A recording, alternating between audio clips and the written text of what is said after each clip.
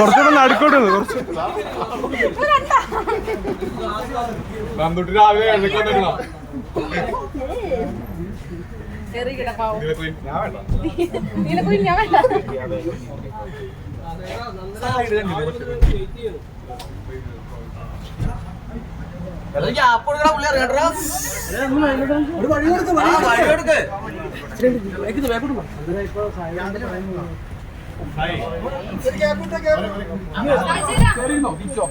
ഒന്ന് ബാക്കിൽ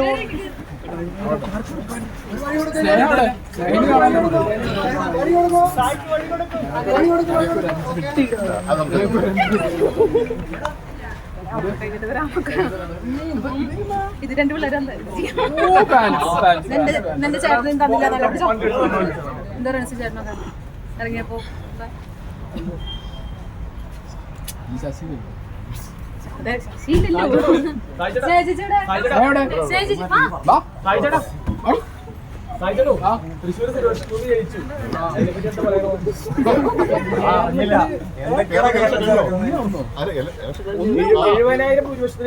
അങ്ങനെ ചോദിച്ചല്ലേ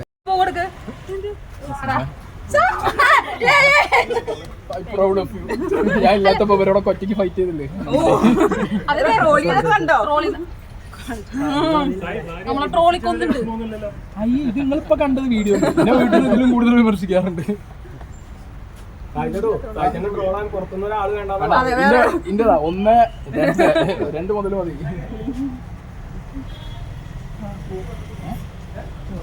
എന്റെ ഒന്ന് ക്യാമറ ഉണ്ട് കേട്ടോ.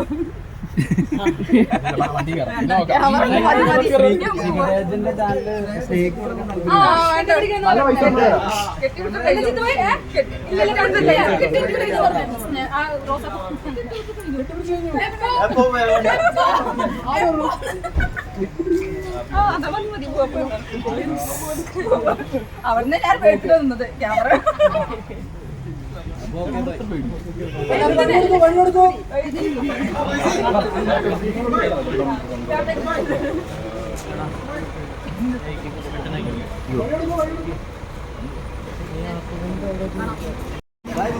സായി ബ്രോ, അപ്പൊ ഇത്ര സപ്പോർട്ട് ചെയ്ത ഫാൻസിനോട് എന്താണ് പറയുക? സന്തോഷം.